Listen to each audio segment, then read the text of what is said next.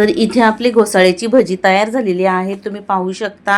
आणि न सोडा टाकता ही छान असे टम्म फुगलेत आणि एकदम कुरकुरीत आणि क्रिस्पी अशी भजी झालेली आहेत।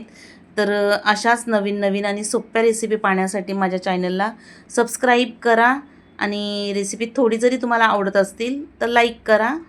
तर चला वेळ न घालवता आपण घोसाळ्याची भजी कशी बनवायची ते बघूया। तर इथे स्वागत आहे तुमचा माझ्या मनीषाज रेसिपी यूट्यूब चॅनलवर ना। आज आपण बघूया घोसाळ्याची भजी। आज आपण ह्या घोसाळ्यांची मस्त अशी कुरकुरीत आणि क्रिस्पी भजी बनवणार आहोत। त्यासाठी मी इथे घोसाळे घेतलेत, पण मी सगळ्या घोसाळ्यांच्या आत्ता सगळे एकत्र नाही करणार। तर सध्या मी मला एका घोसाळ्याचाच मी भजी बनवते, हे मी साईडला ठेवून देते। आणि हा आपल्याला स्वच्छ धुवून घ्यायचे आणि घोसाळी कोवळी घ्यायची, अशी सरळ, जास्त मोठी नाही घ्यायची। तर मी हा धुवून घेते। आता घोसाळा धुवून घेतलाय तर आपण त्याला कट करून घेऊया। हे दोन्ही साईडचे कट करून टाकायचे आणि पातळ असे आपल्याला हे कट करून घ्यायचे। आणि याला काय याची साल वगैरे काढायची नाहीये, सालीसकटच आपण आज भजी बनवणार आहोत। आणि इथे आज आपण कोणताही सोड्याचा वगैरे वापर करणार नाहीये। याच्या आधी मी तुम्हाला दुधीची पण भजी बनवून दाखवली आहे। तर हे सगळं आपण कट करून घेऊ आणि ही भजी गरम गरमच छान लागतात। या पद्धतीने आपल्याला ही कट करून घ्यायची, तितकी पातळ। तर इथे सगळी घोसाळी आपली चिरून झाली। आता आपण ही एका वाटीमध्ये मी काढून घेते आणि ह्या भजींमध्ये टाकण्यासाठी मी थोडीशी कोथिंबीर घेतली धुवून, आणि ती पण आपल्याला बारीक कट करून घ्यायची। तुम्हाला जर कोथिंबीर नसेल टाकायची तर तुम्ही ती स्किप पण करू शकता। आणि छान अशी मी कोथिंबीर टाकल्याने जरा चव थोडी जरा वाढते, छान लागतात भजी। इथे कोथिंबीर कट करून झाली आहे। आता भजी बनवण्यासाठी बॅटर बनवायचे, त्यासाठी मी एक वाडगा घेतलाय आणि एक वाटी बेसन घेतेय। तुम्हाला किती भजी बनवायची त्याच्या अंदाजाने तुम्ही बेसन घ्या। आणि 4 चमचे तांदळाचं पीठ घेते, म्हणजे छान असे कुरकुरीत क्रिस्पी भजी होतील। आता आपल्याला हे सगळं चाळून घ्यायचे आहे। आता हे बेसन वगैरे चाळून झालंय तर आपण मसाले टाकून घेऊ। अर्धा चमचा धनेपूड, अर्धा चमचा लाल तिखट, पाव चमचा इतकी हळद, 1 चिमटी इतकं हिंग, आणि हिंगामुळे पोटात गॅस वगैरे होत नाही। तसंच अर्धा चमचा ओवा। तुम्ही भजी कोणतीही बनवा, पण त्याच्यात ओवा टाकला का त्यांचं चव तर वाढते आणि पचनाला पण चांगले ते। तर असा हातावरती क्रश करून आपण हा ओवा टाकायचा, म्हणजे त्याचं पूर्ण फ्लेवर त्या भज्यांमध्ये उतरतो। आणि 1 मोठा चमचा इतके मी तीळ घेतले, ते टाकून घ्यायचे। आणि आपण कट करून ठेवलेली कोथिंबीर टाकून घेऊ। आणि सगळ्यात शेवटी चवीपुरतं मीठ। आणि आता हा बॅटर आपल्याला थोडं थोडं पाणी टाकून मिक्स करून घ्यायचं आहे।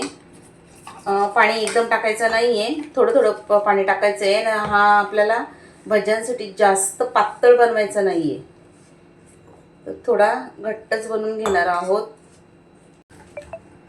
या पद्धतीचा आपल्याला हा बॅटर बनवून घ्यायचं आहे, पाहू शकता इतका घट्ट। तर आता मी एका साईडला तेल गरम करायला ठेवलं आहे। आता आपण ह्या घोसाळीचे कापून ठेवलेले काप ह्या बॅटरमध्ये टाकून घ्यायचे। आणि तेल पण इथे छान गरम झालं आहे, लगेचच आपण भजी सोडून घेऊया। आणि इथे आपण आज कोणता सोडा वगैरे वापरलेला नाही आहे, एकदम मस्त अशी क्रिस्पी घोसाळ्याची भजी बनतात। तर जेवढे कढईमध्ये बसतील तेवढेच टाकून घ्यायचे। आणि जी घोसाळी ज्यांना खायला आवडत नाही, पण या पद्धतीने तुम्ही काही बनवला, असे भजी वगैरे बनवले तर सगळीच आवडीने खातील। आणि असं कोणीच नसेल की ज्यांना भजी खायला आवडत नाही। असे झाले की लगेच त्यांना उलट करून घ्यायचे। आणि तुम्हाला या भज्यांमध्ये लाल तिखट वगैरे नसेल टाकायचा तर तुम्ही ते स्किप करू शकता। फक्त घोसाळ्यांमध्ये पाण्याचा प्रमाण असतो, त्याच्यामुळे तळताना भजी हा पाण्याचा असा आवाज येतो। ते भजी तळून झालेत आणि छान मस्त फुगलेत ते, बिना सोड्याचे पण। आपण काढून घेऊया। ठेवण्यासाठी मी प्लेटमध्ये टिश्यू घेतलाय, त्याच्यावर काढून घेते। तर याच पद्धतीने मी बाकीचे भजी सोडून घेते। आणि हे बनवायला एकदम सोपे आहेत. पहिल्यांदा जरी कोणी बनवत असेल तर सहज जमतील. तर एकदा नक्की बनवून बघा आणि जर बनवले तर कमेंट करून मला सांगा कसे झाले ते. इथे दुसरा बॅग पण तळून झाला आहे, तोही आपण काढून घेऊ. आणि तुम्ही पाहू शकता एकदम मस्त असे टम्म फुगलेले भजी आपले तयार झाले. ते काढून घेते. तर इथे तयार आहेत आपली घोसाळ्याची भजी आणि तुम्ही बघू शकता एकदम मस्त अशी टम्म फुगलेत पण ती आणि बिना सोड्याची आपण बनवलेली आहेत आणि छान अशी झालेत. तुम्ही आवाज ऐकू शकता.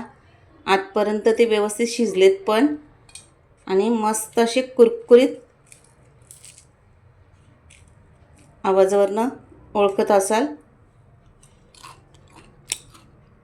खाऊन दाखवते, एकदम मस्त झालेत. तर आजची रेसिपी आशा करते तुम्हाला आवडली असेल.